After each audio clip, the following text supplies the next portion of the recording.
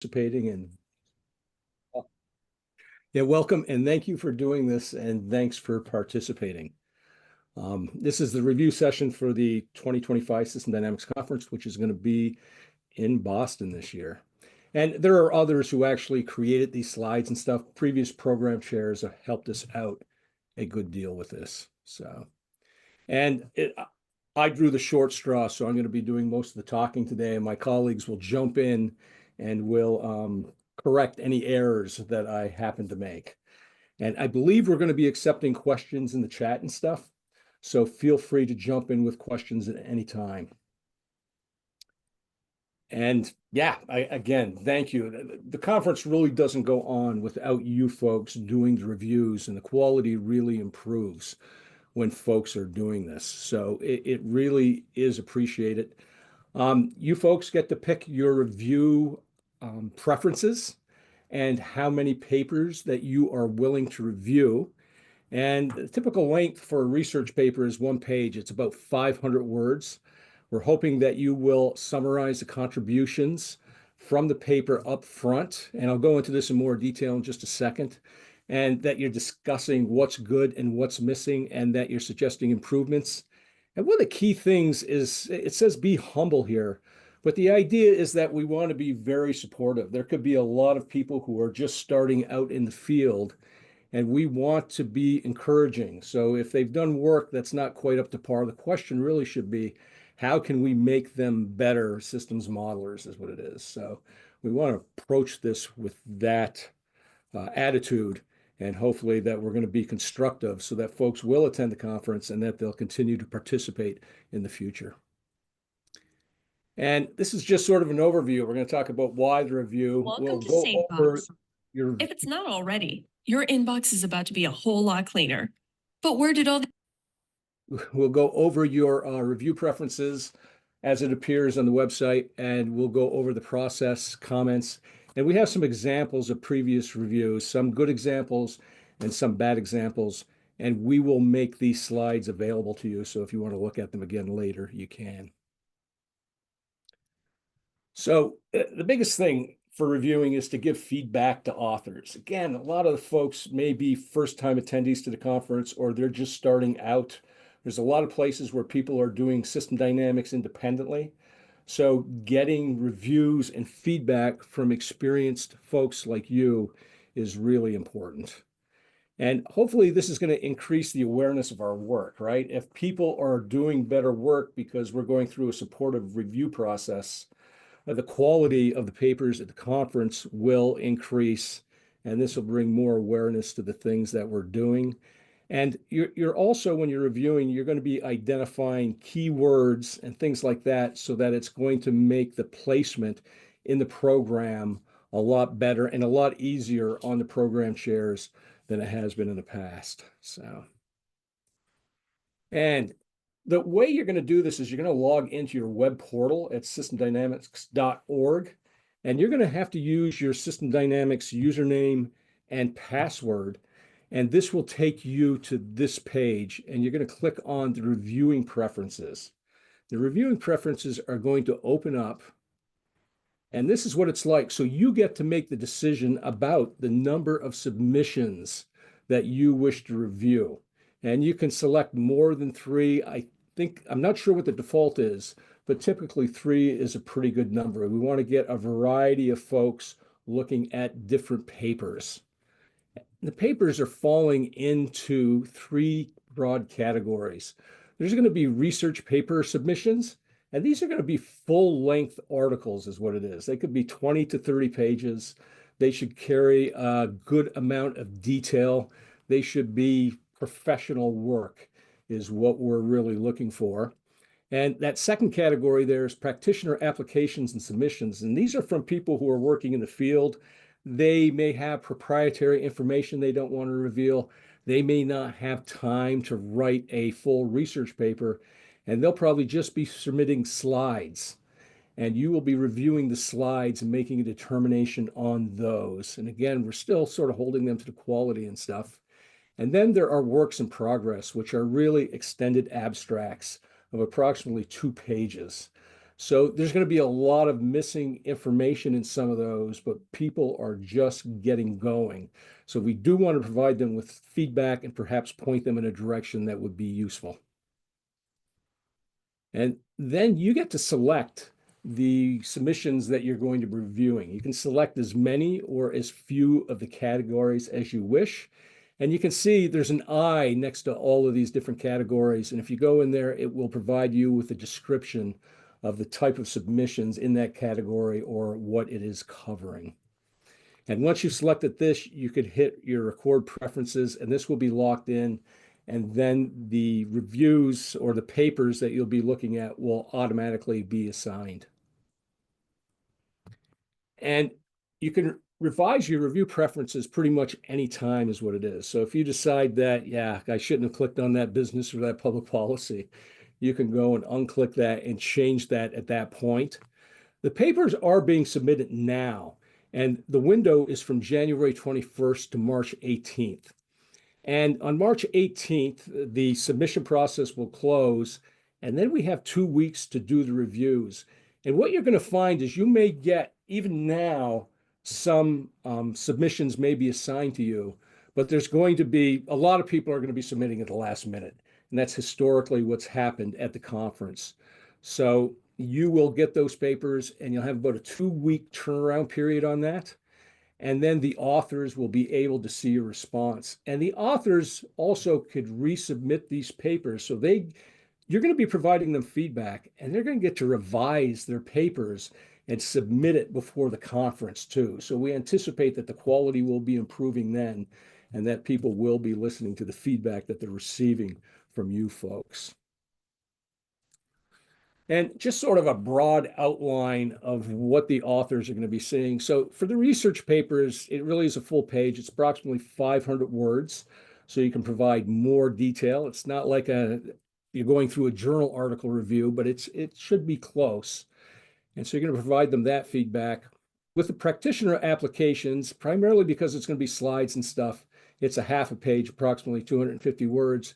And with the works in progress, again, a half a page of a written review that's going to go back to the folks would be helpful. And again, what you want to make sure you're doing, and I think this process is important. I want to participate in this because I think a lot of folks are reviewing for the first time. And some of the reviews we get, sometimes they're not that great, is what it is. So we want to make sure that people, twofold, that they're providing excellent feedback to the folks who've gone to the trouble of submitting work. And perhaps we are training people so that they can become reviewers, so that down the line, they will be able to do academic journals and stuff too, if they're not already doing that. So that is what we're looking for. And once we're in there, you're going to write the review, and there is a place for that in the review section. And then you're going to rank these. So you're going to rank the problem statement from poor to excellent. You'll rank the methodology from poor to excellent. And the thing to think about too is a lot of people aren't going to be explaining system dynamics because this is a system dynamics conference in their papers, right? They're going to be telling you what they did and how they went about it. But I don't think they will necessarily be discussing, system dynamics as they would when it's going to a different type of journal. So presentation of results, are the authors clearly presenting their work? Does it make sense to you is what we're really looking for. And then the last one there is the contribution. Is the work an original contribution to system dynamics or systems thinking? And this year's theme is AI and system dynamics. So I'm thinking that perhaps some of the papers could be not mainstream system dynamics and systems thinking, but are they related to it? So I think you want to be generous to a degree when you're looking at these papers to see how they contribute to system dynamics. So, Rod, yes. Can you go back for a second? That last question is different for application submissions. It asks if it's useful to the client, and I think there's some other wording there, but the idea isn't that it's an original contribution to system dynamics or systems thinking because it's work done for a client. Just so everyone's clear. Yeah, thank you, Kareem. And There are program committee notes. So everything you write is going to be sent back. Your thread chairs will be looking at, and if it's really a bad or a harsh review, they're going to sort of block it from going back to the actual authors is what's happening, okay? But you can also, if you've read a paper, we want you to be generous and kind, but you've written this paper, or written the review, we, if the paper really had some critical flaws, you can point those out to the program committee also is what it is. And it would just come to us. The authors would not see what is in that. So you have the option of putting comments in that are only for the program committee. And you should feel comfortable doing that also if you feel that's necessary.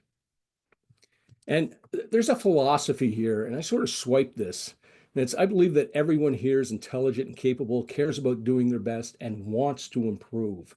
And I swiped this from Brad Morrison. I think John Sturman swiped it from him, but he got it when he was working on a medical school project. And I really believe this, that I think this is the way I attempt to approach everything I do, that people are serious and they're doing their best, and that my job is to actually help them do better. It might not be perfect, but my job is really to help them do better and that they're sincere. So this is just sort of a philosophy we think that is important when you are doing these reviews. And the actual reviews themselves, and again, a lot of you are experienced and probably don't need this, but we get a lot of new reviewers that put a, as a reviewer, you're putting a critical hat on is what it is, right? When I'm reviewing things, I'm thinking, okay, I gotta help this person. I gotta say something smart. I have to find a flaw if it's in there. I have to help them. And it can be, you don't want to just focus on that stuff is what it is. So being courteous and motivating the author is very important. I think summarizing the paper is important. I think it's summarizing it in your reviews is important for two reasons. One, it's going to let the author know that you have read it, and they're going to get to see if you're capturing what they are attempting to tell the audience with their paper. So reviewing that or having a summary of the paper up front is extremely important.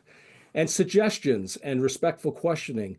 And I think with questions, hopefully most of the questions or suggestions you have will also have a bit of an answer. It could be additional resources or readings they should be looking at, or perhaps a different way that they might think about looking at stuff is what it is. So that stuff seems to be important also. And hopefully people will be writing suggestions that are respectful, questioning, but also provide a guide or a direction that the authors can go in. And this color code is going to be in these research review papers. And again, this year's committee did not come up with these. These were developed prior to us. And they sort of hit the mark. There was no need to change this stuff. But just starting out by saying something nice, thank you for a well-structured paper on a relevant topic, right? So they're sort of being positive to start out. The idea that your paper clearly shows homelessness is relevant. So this is summarizing what the paper is about to a degree. And again, this is abbreviated, right? This isn't the full one page. We've just taken the best parts out of this. And then the yellow is there are things that you could do to improve the paper. And again, this we felt was a good review, opening up what folks should be doing. A closer link to the feedback structure would have been informative here. So you're giving them a guide about where to go. So, and then at the end, again, sort of closing with something new and talking about the contribution that they're making to the field. And again, that's sort of to support them and also to indicate that you've gotten the gist of their paper, because if the author thinks that's not what I said, maybe they need to review that I need to say it a different way if my reviewers, and particularly if there's consensus among the reviewers on the different feedback that they get. So, and this is another good review. Paper describes an interesting and useful area of work. Again, starting with something that is supportive, and then the summary, and then the useful directions that they could be given in the yellow. And then in this case, they do have citations of what they should be reading. It wouldn't be acceptable to say, you should read more. It's just the wrong attitude.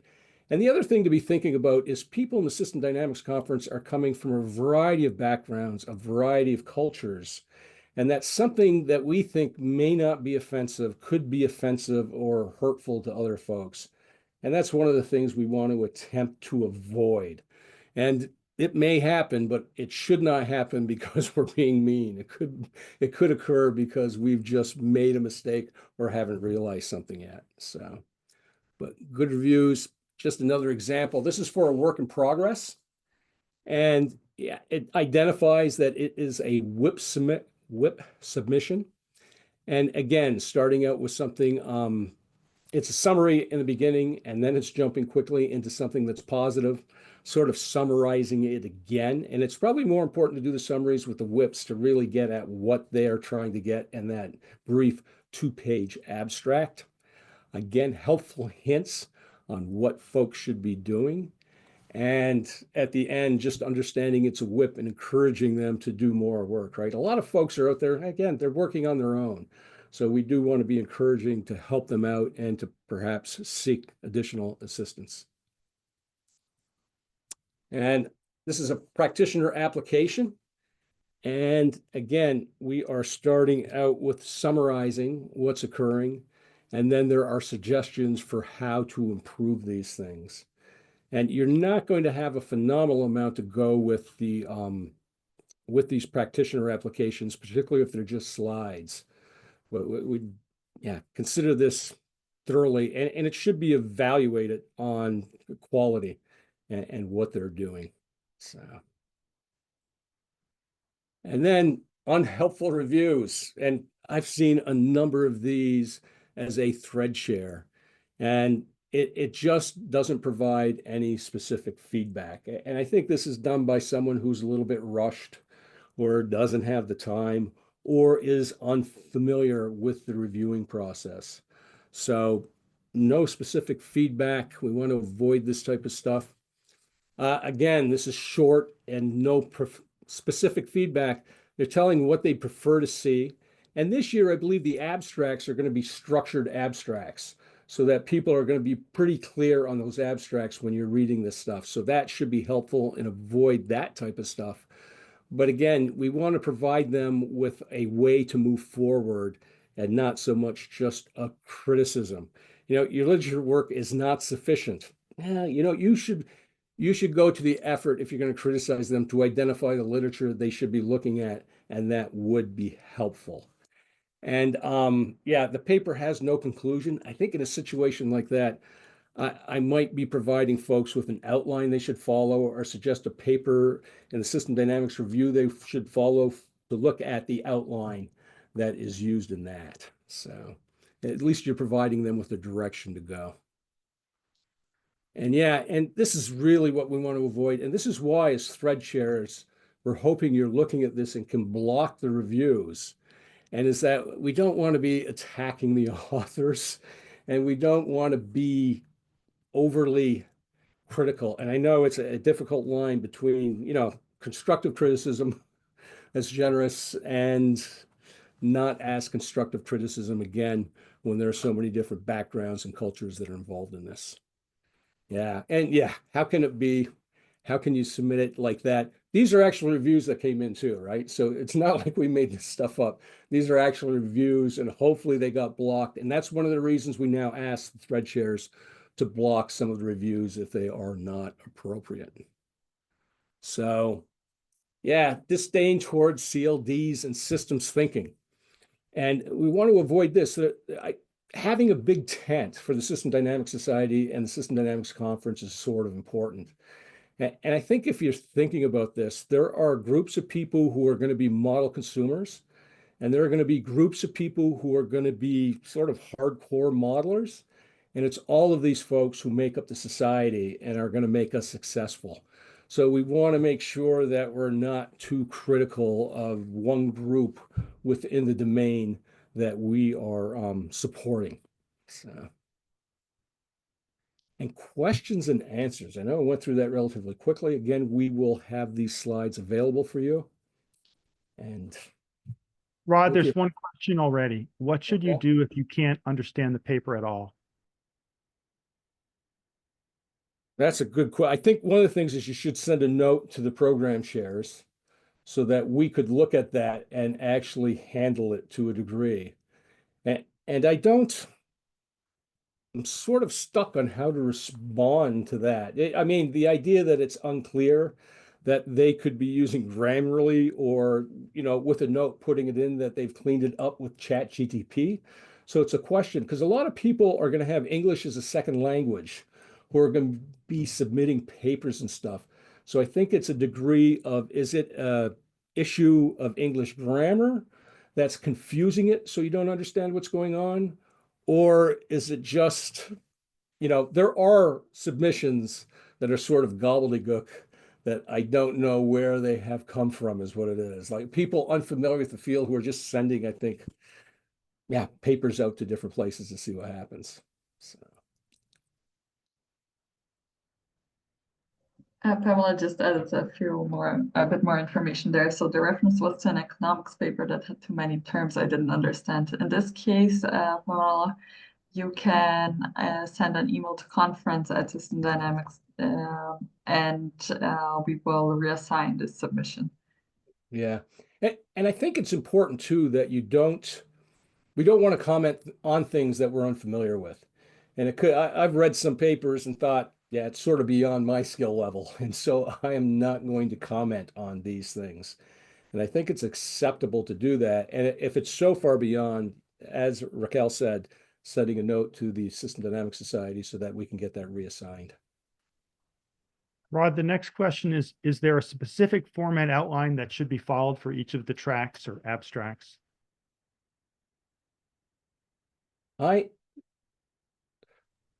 could you repeat that? Yeah, they're asking if there's a specific format or outline that should be followed for each of the, research paper, a whip, whatever. I guess the other would be practitioner application. And they also asked about abstracts. They're structured abstracts. There's a format, so that's all under control. But is there a format we're expecting for these papers? No, so I would anticipate that the papers could be different, but the format, the practitioner stuff is going to be a set of slides. The whip is going to be a 2-page abstract. And the research publications would be more in line with how research would be presented and be in more detail and depth and follow, the introduction and the literature review and just walking through and showing whatever work they've done and then having a discussion and a conclusion. So, but I think there's flexibility within that. It's not like there's a hard template that we're using to check off, no, you didn't have this and you're done. So there's a lot of flexibility in that. And I can add to that that there is instruction on the website. I included the address, and also you can see the instruction for structured abstract. So I think these are helpful tips that help us to review and for authors to write their papers.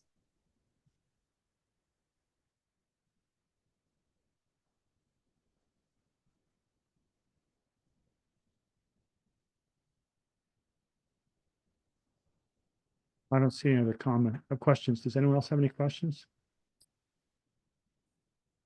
There is another question from Kristen. Raquel answered it. Oh, okay. Here we go. There's a new one.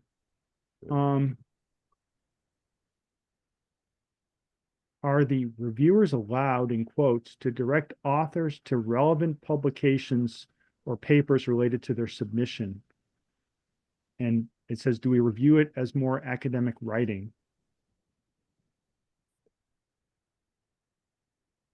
No, I think that you should be reviewing them to the appropriate academic literature at all times. And it may, so yeah, and I would expect that the research papers, to a degree, it could be that there could be a practitioner who actually submits a research paper, an extended paper. And I think that might be different than a typical academic paper, but I'd still expect the quality and the explanations and that type of stuff to be there. And if you were referring them to particular literature, I would consider that helpful, right? That as an experienced person in the field, that you may be pointing to something that they've missed or were unaware of, and that would be helpful. And maybe just adding to this that for practitioner applications, we wouldn't expect that they present like a full literature review, for example. But of course, they should take into consideration the important factors for whatever they are doing. But the format will be a little bit different. So you shouldn't expect that in the submission or criticize it because of that.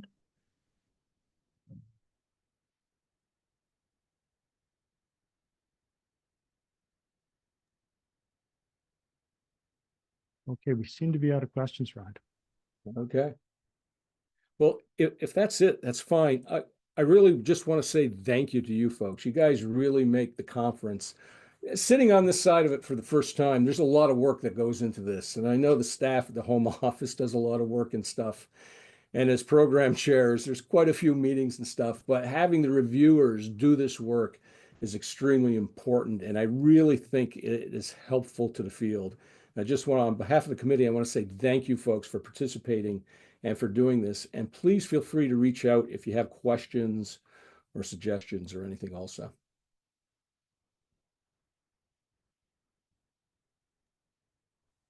Hi, I have a question. If we'll be traveling for part of the time, could we specify the best times for us to be reviewing papers? So I think we're sort of stuck in that we have so for March 18th, we have 2 weeks to review the papers is what it is. And if we're going to be, because we sort of have a hard deadline in that we have to start organizing everything after that 2-week period, putting them into sessions and notifying people so that they know that the papers have been accepted to come to the conference. So it's a little bit tight.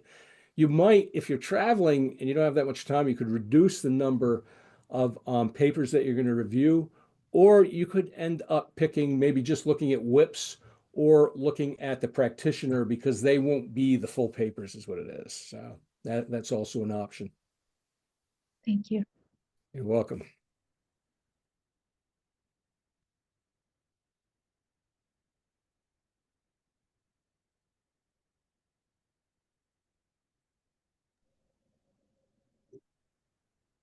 Well, if we don't have other questions, then thank you for participating in this webinar and let us know if you need anything at conference.ed.